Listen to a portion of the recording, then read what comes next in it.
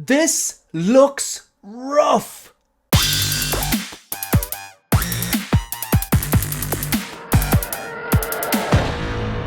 Hi everyone and welcome to One Six Figure Focus, and in this video we're going to take a look at the really rough looking JND 1/6 scale, yet again another Heath Ledger Joker. So where do we even start with this? It's JND, they usually make statues. From what I understand, they make quite high standard, good 1/3 scale statues, but I'm not a statue collector. Maybe about, I don't know, 2 years ago at this stage, they put up some sort of an announcement or kind of a teaser thing that they were going to step into the 1/6 scale world, and really it hasn't been going very well from them, from what I can see. Everyone there was a kind of like a community yawn when they announced that their first 1/6 scale figure was going to be a Joker. And because, like, look, I think the vast majority of people love the Dark Knight trilogy, or at least like the Dark Knight, or appreciate it's a good movie, even if it's not your Batman, or it's not your trilogy, or it's not your version of Joker. We can appreciate that they're well-made movies.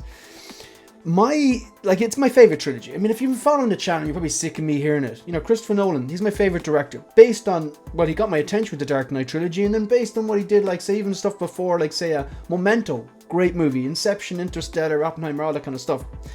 But then you have a director that kind of showed me the vision that I always wanted to see for Batman. How would Batman work in a kind of a semi-real world environment? Because it's not quite the real world, but it's definitely more based in reality than, say, like Affleck's Batman, for example. So when it comes to the Dark Knight trilogy, you have my favorite director, you have my favorite Batman, Bale. I know, voice aside, I get it. You know, and you know, look, I love Keaton. Keaton's for the nostalgia. I'm open to seeing what Pattinson's going to do, but as of now, Bale is my favorite Batman, because my collecting is rooted in my love of movies, and just they're the best Batman movies. So when it comes to the Dark Knight trilogy, given that it is my favorite trilogy, given that it has one of my favorite movies ever made in The Dark Knight, it has two of my favorite Batsuits, the first one from Batman Begins, and the one that he gets when he can turn his neck, the DX-19 one in The Dark Knight and The Dark Knight Rises. Given all of that, my default setting when it comes to characters from the Dark Knight trilogy, I'm automatically going to take a look at them. I mightn't get them all because I'm not a completionist, but I'm automatically going to take, my default setting is, I'll give it a look, I'll see what the head sculpt is like, I'll see what the tailoring is like, I'll see what accessories come with it, articulation, all that kind of stuff. I'll see what the price point is like, and I'll decide, do I need this or not? Does it fit in my collection? Can I afford it? Do I have space for it? Apologies for quick interruption to this video. If you're watching this video right now, hit the like button, and more importantly, hit the subscribe button. It really helps me grow the channel, and the support is greatly appreciated. Back to the video. Unlike, say, things like the sequels, just not interested. Or the prequels, more or less not interested. The Clone Wars, aspects of the Clone Wars I love, not interested in collecting them. And there's nothing wrong with that. We have to put guardrails on the collection. I think Mike L said that. And just kind of like decide what's right for you. So this is something that I'm always going to be interested in looking at. If it turned out amazing, who knows, maybe I would okay, no, I'm going to go back on that. There's no way I'm paying $1,700 for one figure, because let's face it, this is, well, actually, I'm going to correct myself on that. Because when I made a video on this, when they first announced and put up the prototype images, there's actually 3 different SKUs. I think they're called them Type A, Type B, and Type C. And just to make sure that I was talking, giving you the correct facts, I went back and I just took screenshots from that video. So what you're going to see is, I'll see if I can put these up on the screen as well. Type A, there I am there now. Type A, version A. You came with the Joker, a stand. I can't remember if that's magnetic or not. I assume it is for the price. You have kind of 2 different ungloved seamless wrists. You've got a few gloved hands. You have got, that looks like, so you have the machine gun. You have the detonator, the infamous detonator. They gave it to us with us, unlike Inart. Eventually they gave it. I got one of those. I was lucky enough, but it was weird the way they did that. Cash, cards, the grenades, the handcuffs, and I think that a thing that looks like a bazooka, I believe that is to move the eyeballs. Because in fairness, if that works, that's one thing I want to see Hot Toys and Inart adopting, tweaking, refining, improving. So I think that's what that is, to move the eyeballs, because the way InArt does it at the moment, like lifting up the back scalp, especially if you rooted hair figure, and then that is something you don't want to be messing with. I don't want to be messing with that much. So they need to get on board with magnetic eyes. InArt were actually supposed to do it with Gandalf. There's a few fields there for you. InArt were supposed to do that with Gandalf, but then they just decided not to and included some fireworks instead or whatever. I don't know why they couldn't do it. Maybe it was a time thing or whatever. So look, where do I go? Anyway, $800 for one figure. Now, at the time when, remember the first, go back, dial the clocks back maybe 2 years now. Would it be 2 years? 2023, it could be even 3 years now. It might have been 3 years. I think it was 3 years actually. When InArt first came on the scene, they announced that they were going to make the Heath Ledger Joker. Now at that stage, the DX11 was old. You know, we needed, I think the community was crying out for Heath Ledger Joker. Now we've got too many of them. Now no one wants them. But I myself had the MMS. It was either 67 or 68. I had the 67, had the 68.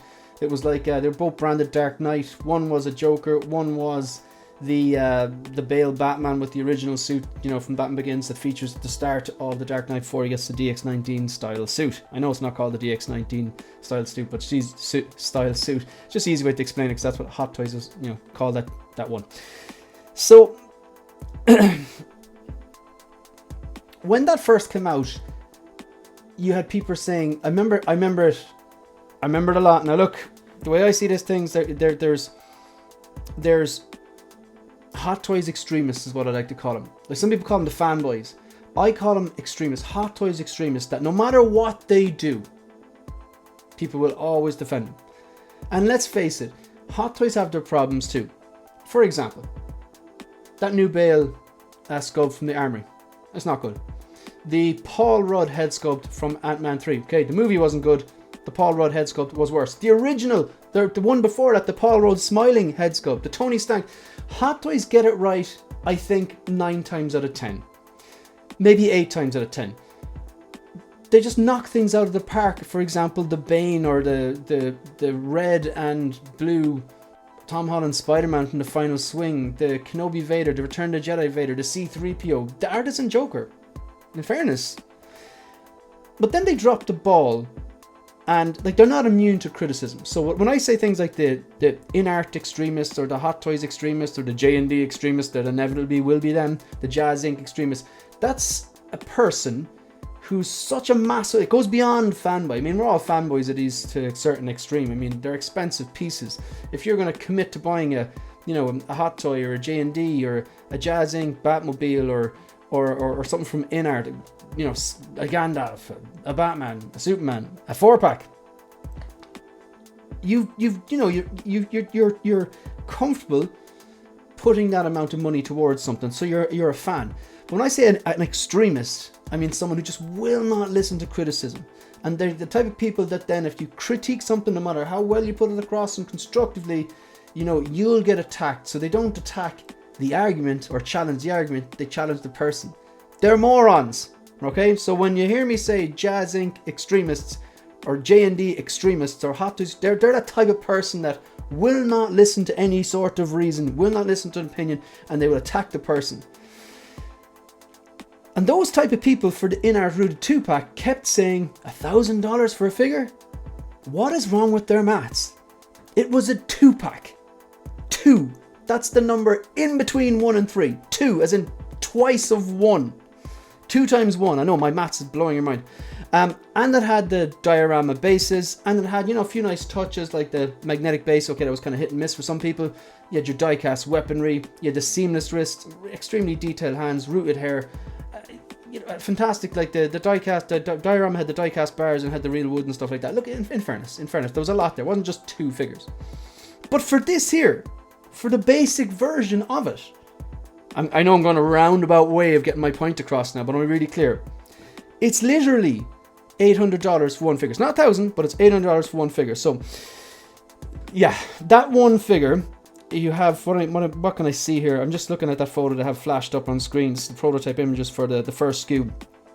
The figure itself with the rooted hair, okay, it has the, I believe it has the seamless, is it silicone? So it has a seamless neck, but this character's covered up. Everything's covered up. Even the neck is pretty much covered up. He's wearing like a shirt, he's wearing a tie, he's wearing a waistcoat, he's wearing like a grey blazer suit jacket type thing, and then he's wearing a purple overcoat, he's wearing gloves as well. It's kind of like that episode of Friends when Joey starts wearing all of Chandler's clothes to annoy him. They're playing some sort of game or something. So yeah, you get him, you get the knife, you get the one set of seamless of hands, ungloved hands and forearms with seamless wrists. 2 different pairs of gloves, it looks like. The detonator, the handgun, the thing for moving the eyes. Yeah, look, I've been through all this already. You get the picture. Now, the next thing then, the second part, $1,200. You get pretty much all the same stuff. What I can see different is you get 2 dogs. People are raving about the dogs today. You get a chair. Come on, give us the desk. Give us the lamp. But look, this was an offer. And you get an extra scope. Okay. So maybe that's the sweet spot. I don't know. And don't get me wrong, like, I'm a diehard Dark Knight fan, and I did take a look at this, but from what I remember in the video that I originally, when I saw these original photos that I'm flashing up on the screen now, what I remember saying is, I'm interested if it's a Dark Knight, but I don't think the value is there. It's very expensive, and I actually don't think the scopes are that great either. That's what I said. I don't know one person. I do not have one friend in the collecting community that's getting this. Not one. Ben Thomas, in fairness, he put a deposit down. I don't know which one it was. I think it might have been on the $1,700 one. And he was keen, but even he decided no. And he, as far as I know, I don't want to speak for Ben now, but Ben, if you're watching, please confirm or deny. Or, it's none of my business, but like, I do recall you saying you had it on order. I know you had it on order. And then I think you cancelled. And, I think you've made a good call, buddy. The custom route could be the way to go on this, maybe if you really want that extra. I'm happy with the in-art personally, but if you really want that extra, and I've seen some fantastic vests, 1/6 scale Heath Ledger Joker sculpts I've seen are custom, in fairness, rooted customs. So $1,700, Type C or whatever you call it. It looks essentially the same, but you get an extra body. So you get the 2 different types of sculpts. One is like the one on screen now, and one is smirking or whatever. And yeah, I think that's it. Okay, so there's the prototypes. I don't think the value's here. I think it's overpriced. I don't think the prototype was that good. There were parts of it I liked. I think I remember recalling that I did like the idea of the seamless, wrists and fingers, and the magnetic eyeballs pretty cool, and the seamless neck, but this figure's completely covered up. It's not like a Bane character or something like that. Alright, so let's take a look at some of these photos. I don't want to spend too much time on this. I don't think this looks good. I definitely do not think it is worth the money. I don't think the likeness to Heath Ledger here is even close to being all the way there. It looks like a 1/6 scale figure of a decent cosplay. That's what it looks like. The hair, in fairness, the rooted hair, I don't think it's any better than in art or the Artisan Hot Toys. I don't think it's any better. I think in art got the hairline the best out of the 3 of them, because it was definitely thinner, but even it wasn't as thin as he is in the movie, but definitely I think they did the rooted hair better. That's what I prefer about. I prefer the proportions and the tailoring and the hairline of the in art one.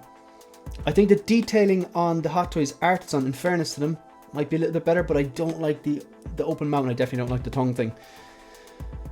Right, next thing I'm noticing here is he looks stocky. I think the face looks wide, okay? I don't think the likeness is there, or at least not as good as it could. I mean, I never really like when someone says, oh, I don't see the likeness here at all, because that suggests that it looks absolutely nothing like them. That's 0 to 10. I'd put this, it's lower than a 5, maybe a 3, maybe a 4 for the likeness. I'm not looking at this going, oh my god, that's Heath Ledger Joker through and through. And his face is wide.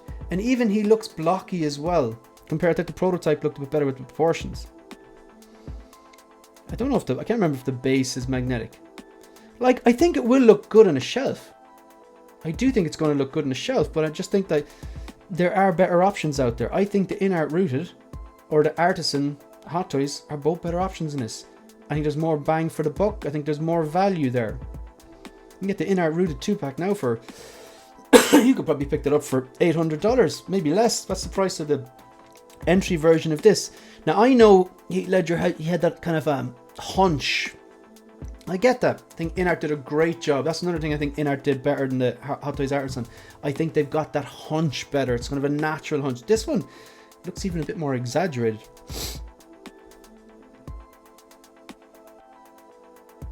And the coat doesn't seem as form-fitting as the in-art one. And in fairness, the Hot Toys Artisan. It just looks blocky. It's just straight down. It doesn't look like it's worth $800, or if you're getting the 2-pack, $1,700. He looks filthy. Like, I know he had makeup on. I know he has scars and the kind of whatever lipstick, whatever he used to make the smile there. And I know he had, like, as the movie progressed, his makeup got more messy. Okay, so I get that he has scarring and he has, you know, the black mascara and eyeshadow over his eyes, and the makeup gradually deteriorated, and it was part of the makeup went into the hair. But not, if you look at the hairline even, one thing in-art did very well is they had the little subtle flecks of white makeup go into the hair. It was a nice detail. But this looks, there's too much. He looks filthy. There's too much definition in the face. There's too much wrinkling. I'm really not seeing Heath Ledger in this now, to be honest. But you know what? The in-art extremists, or not the in-art extremists, the JND extremists will defend this down to the end. I've heard that their company do not like any form of criticism. And that their people that buy from them, there's a real elitist thing where, you know, this is the best. Not everything that's the most expensive. I know typically you do get bang for your buck. I mean, you pay peanuts, you get monkeys. Okay, you need to actually, you get what you pay for. You know, it's like spend the money, but spend it once. Like when I'm saying, well, anything, if I'm getting like some snowboarding equipment, I will, you know, or if you're getting some music equipment, and the same for collectibles in a way. Spend the money, spend it once, because otherwise you're going to come back and spend it again. You know, but not everything that is expensive is necessarily good, or the value is there. I don't see the value in this. Now, maybe a bunch of reviewers get it and it looks stunning. I really don't think that's going to happen. Yeah, that's it. I wasn't interested back when the prototype images dropped. I'm still not interested now. I don't think this is good. I don't think the value is there. And it's an absolute easy pass for me. Yeah. Okay, that's the end of the video. If you want to support the channel, please like the video. Subscribe to the channel. Leave a comment. Let me know if you think this is good or not. Consider becoming a channel member. Follow me on Instagram and on X. That's it. It's the end of the video. See you in the next one. Good luck.